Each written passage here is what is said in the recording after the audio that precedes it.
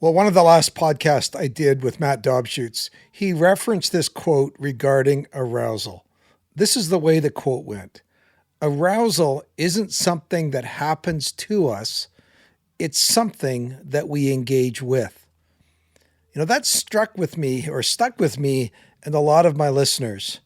And in our Finding Traction groups this week, we really unpackaged that quote, talked about how true does that feel for you? And we came up with some insights that I think you may find interesting. So today on Finding Traction, we attempt to reverse engineer this whole experience of arousal. Welcome aboard. Guys ready?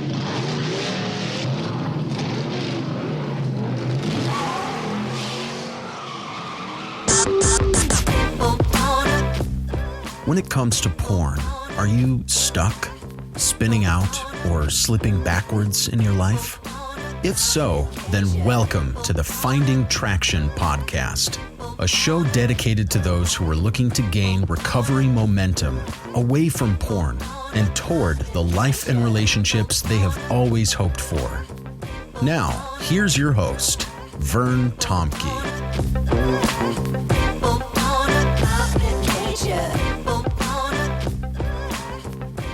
Well, guys, it's great to have you back on Finding Traction. Let me just say that if you want to get more information about how to walk porn-free, away from porn, we have developed an entire 1-year video course. It's an entire 52 weeks of 15 to 20-minute videos that walk you through exactly the process, the experience of being porn-free.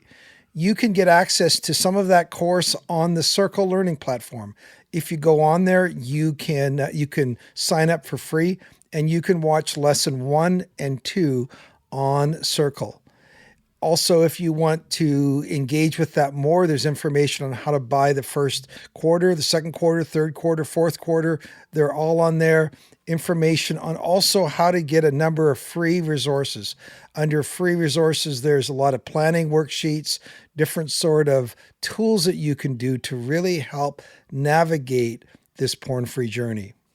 Finally, if you want to connect with me about what it would look like to be part of a Finding Traction group, we're starting new groups all the time. Right now, we have a group of younger guys that are looking to start a group. We'd like to add maybe 2 or 3 more guys. Connect with me at bandofbrothers.care at gmail.com. All right, let's get back to this whole idea of arousal and how it feels and how we experience it. Many of us experience or feel like arousal is something that happens to us. And let me just explain a bit of a process that your situation may be different than mine, but I don't think I'm going to be too far off base by discussing just the general sense of how this could play out for us. So first of all, let's take you and me. Now, we always have this general interest in all things sexual. I mean, we're sexual people after all, and you could liken it in one sense to the birds that fly over our head.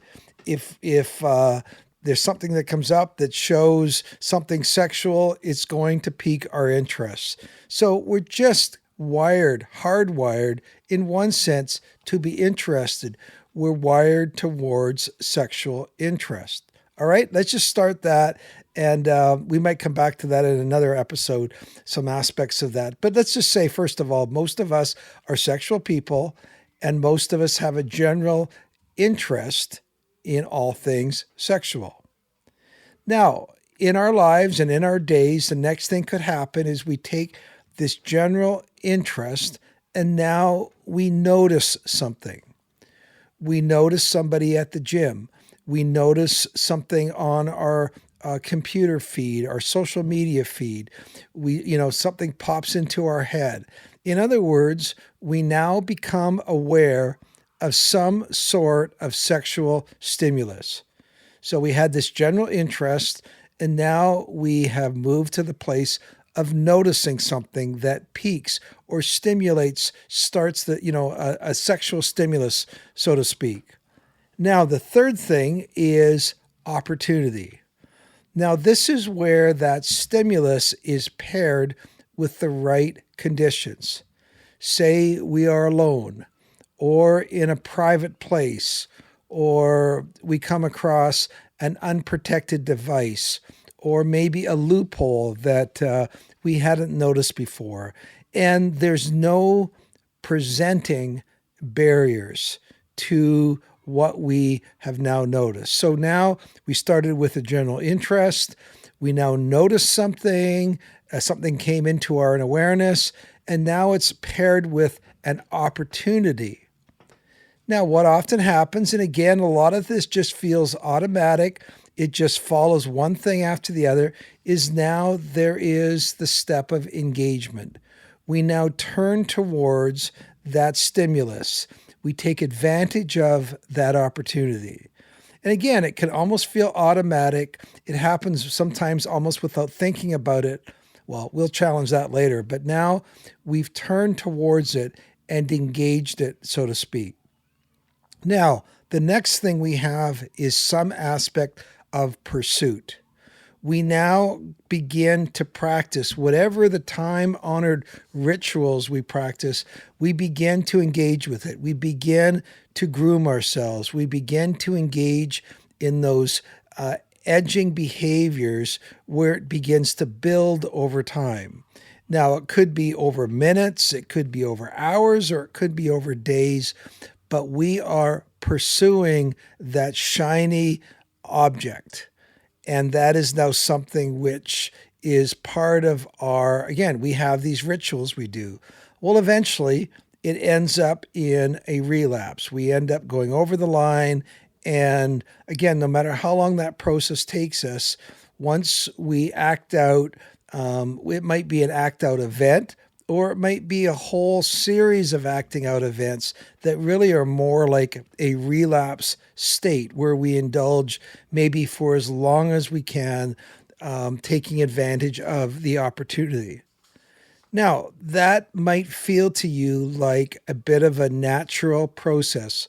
One thing starts, it leads to the next thing, that leads to the next thing, and it almost feels like it has its own self-momentum. It almost feels like it's happening without us thinking about it. And some of you might be saying, you know what, this sounds a little bit like my story. You might be saying, I really don't know that I fully engage with arousal. I just think it happens to me. I just find myself in certain situations, and when I get into those situations, I feel like there's no end out until I end up relapsing. It almost feels like second nature to us. And I guess I would put it this way. Let's take that term second nature. I heard a really interesting talk recently from the pastor John Ortberg, and he really unpackaged that term second nature. And he said, when things become second nature, they can become our default, our autopilot. They become second nature to us. We see a clickbait ad, we click on it. We see a figurely figure, there's a new one, at the gym, we check her out.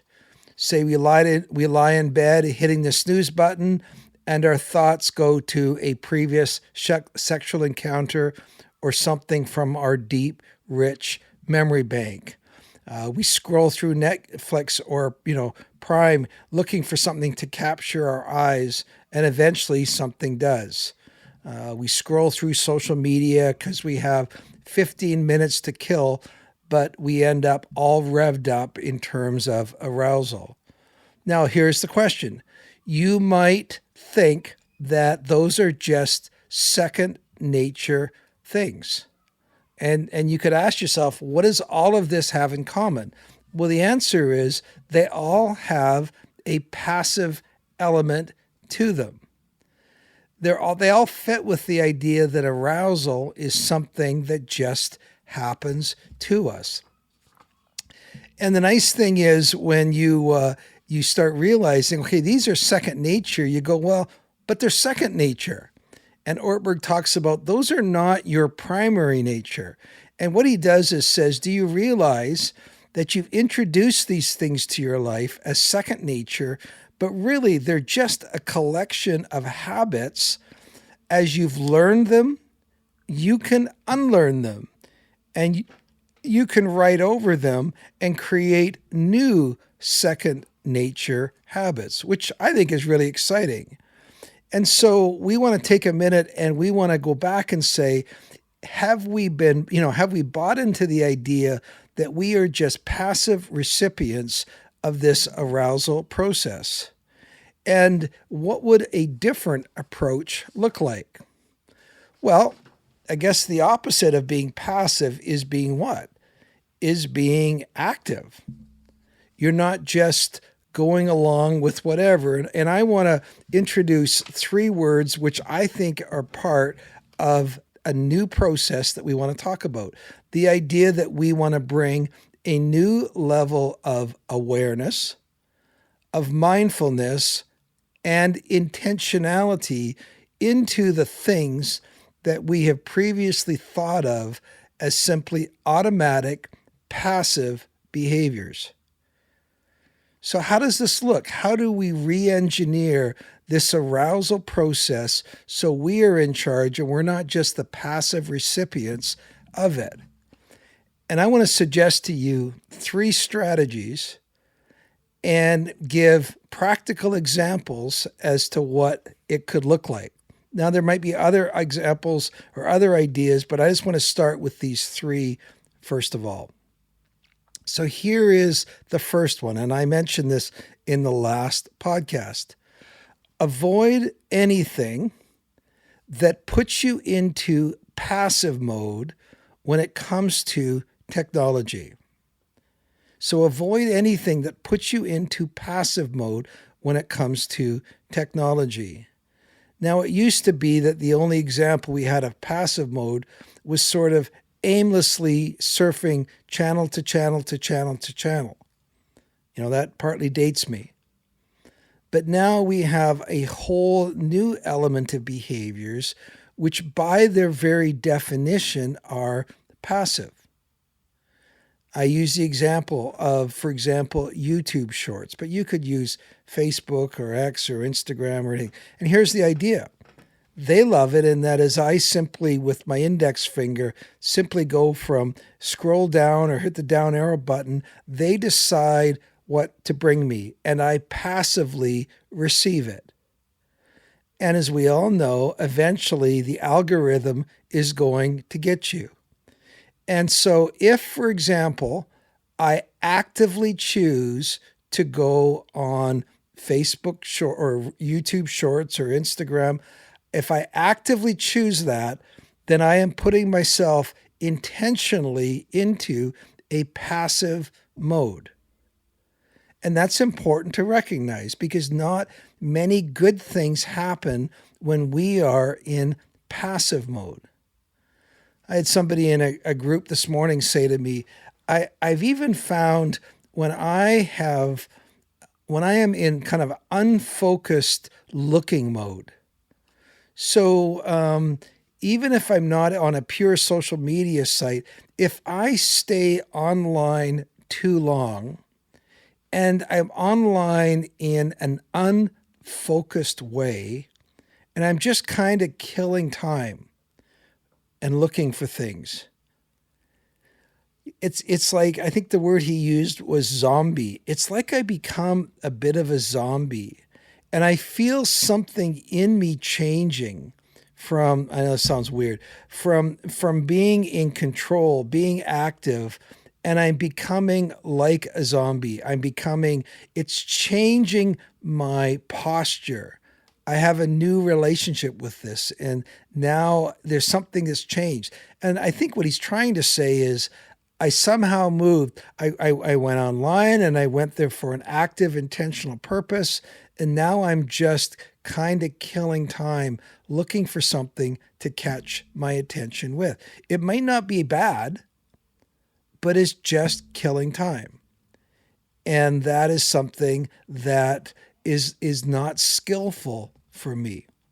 So that's the first thing I would say in this area is avoid anything that puts you in passive mode, especially when it comes to technology. Here's the second thing. Do not let yourself passively walk into situations where you have previously struggled without actively engaging the active, mindful, intentional version of yourself. All right, so what I'm saying is don't go into any situation where in the past you've been unskillful of. You're going to now apply a new level of intentionality when you go into situations where previously you ended up in unskillful behavior that you regret it, or you want to change. Here is a great example. So yesterday, I traveled down into the fair land of the USA to watch the Super Bowl with my brother and his many Seahawk buddies. Yeah, sorry about that, Patriot fans, but he is in Washington State, so he comes by it honestly. Also in Canada, we don't get to see any of those fun ads that you guys get to see in the States, so it was kind of an added bonus. So let me describe what happens to me when I go into situations like football parties. Now, this is not about porn, it's about something else. When I go to a football party, I go and there's usually all sorts of food. Lots of unhealthy food. There's nacho chips, potato chips, there's pastries, there's pizza, there's you name it, there's all sorts of food. And as the game goes on, there's two things that I do. Number one, I always have a drink in my hand. Now, I don't drink alcohol just because I wasn't really raised that way. I never developed the habit. But I always have some kind of drink in my hand, and I have food on my plate ready to eat. And the food on my plate doesn't stay on my plate very long. And as the game goes on, I'm just munching the whole time. I'm eating anything and everything which is there. And by the time the game is done, I have eaten far too much. And I end up leaving the game feeling crappy and bloated. And normally, in my life, I don't know if my metabolism's really high or something, I've got away with it and it hasn't really changed me. But now at this stage and age in my life, I'm noticing that's affecting me. I notice that my weight's going up and I'm going, you know what? I cannot just passively do this anymore. I need to be more active, mindful, intentional.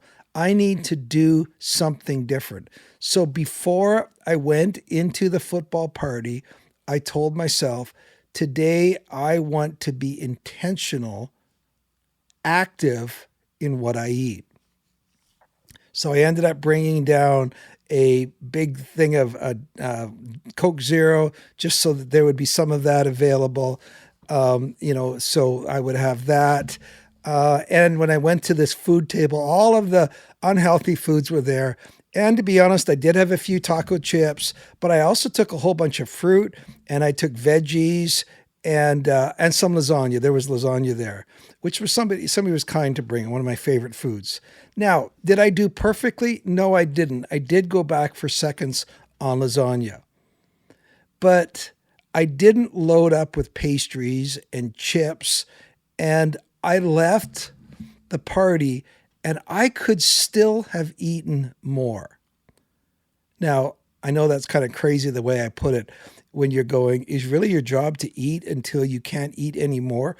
Well, sometimes that's honestly been my MO. And here's the thing. When I left, I didn't have that crappy, ate too much feeling. Why? Because before I walked into the room, I practiced a degree of intentional processing around my eating, rather than just my usual passive approach. Seafood, I eat it. So that is the idea. And you might say, okay, well, that sounds like a pretty easy idea for me to make it into the area around my sexual struggles. So, where and what settings, for example, do you go into that you find difficult? I've heard people say the grocery store, which is a new one for me, but for some guys, it's the grocery store.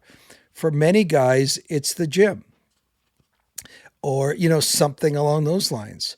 And so instead of just going in and allowing your eyes to go whatever and say, well, we'll kind of see how this plays out. You go, no, no, no, no, no. That doesn't work for me.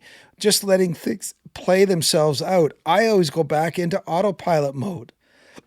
In this second area of intentionality, I'm going to be intentional before I go in. So you might go in and say, okay, you might practice some sort of big why. When I go in here, I want to be focused on working out and I want to have eyes only for my wife or something like that. Or you might intentionally, actively invite God into that process. Say, God, I want your presence with me here. I want to be here and I want to walk out of this place feeling your pleasure and your attaboy and feeling good that I just didn't use this as an opportunity to pan and scan. But the whole idea is I am not going in and simply letting my eyes roam wherever they go to. I am going to be active and intentional. Now, if you have to go into a situation which could be challenging, then what you also do is you plan to be active and intentional on preparing for that event. So I was working and coaching a guy this morning, and he's in the process of taking a family visit down to Florida. And he's going to be at a number of pools at the hotel with his family. And so, and to be a good father, he's not going to stay in his hotel room. He's going to be at the pool. Another guy's going on a cruise, similar idea. And so the guy this morning, we were talking about, okay, how can you be active and intentional? So we just came up with a number of things. First of all, it was like, I want to continually cherish the moment that I have with my wife and my children here at the pool. And I want to just continually practice gratefulness. I want to do things that engage with my kids. So playing with them in the pool or doing something where I'm not just disengaging, but I'm intentionally engaging with my kids. He talked about bringing some Uno cards that they could maybe play as a family, bringing a book or a newspaper, something along those lines. And then we also talked, he says, I think that will make a huge difference. I simply won't be at the pool and passively taking in whatever my eyes want to see. And then we also said, okay, well, let's also play the worst case scenario game. Let's say you're at the pool and, there's somebody there that is completely in your arousal template that you can't, it's like it just feels overwhelming to not continually check that person out. Well, then, in case of fire, then at that point, maybe you need to break glass and take a break, go for a short walk, break the spell. So the idea here is this, what are the situations that you passively get into trouble with? Now I want you to add the whole element of action, intentionality into that process. And that last one of getting up and taking a short walk kind of fits with the third principle. Do not remain in situations where you passively begin to float. We use those terms floating. It kind of is the opposite of having traction where you're rooted to the ground, your tires are on terra firma or the pavement. Floating is where you just, like a hot air balloon, you just begin to rise above the ground and the wind takes the balloon wherever it goes. It's a great passive idea. So here's an example. You go, let's say you're lying in bed and your alarm goes off and you hit snooze. You hit snooze once, you hit snooze twice. And as you're just laying there, your mind goes to its, rich memory bank and you start thinking of some sort of sexual experience you had or something sexually arousing that you saw and you begin to float. Well, that's happened to me before. And I would say at the very first time I became aware that I was starting to float, I tell myself, up, time to get out of bed. And I immediately, get my feet out of bed and get moving. You say, okay, well, that's good. What if it's 3 a.m. and I wake up and I can't go to sleep and I'm lying there and I start to float?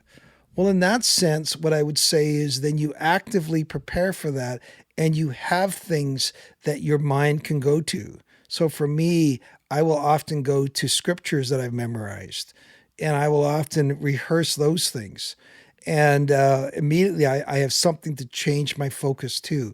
But I can't just let myself drift. I can't let myself float. I actively have to practice a set of tools that make my mind go to something I'm putting it on. It's like I'm taking that hot air balloon and I'm taking that string and I'm re-anchoring it to the ground. Mind, you're going to focus on what I want you to focus on. So let's go back to that statement. Arousal is not something that happens to us. It's something that we engage with. And I would challenge you to begin to see in your process all those areas where you have allowed yourself to be passive. And I would invite you to change those to being far more intentional, far more active, and far more leaning into what you actually can control. And I think you will realize you have a lot more control over your life than you think you do. So here's to the next time, actively walking out your recovery. We'll see you next time.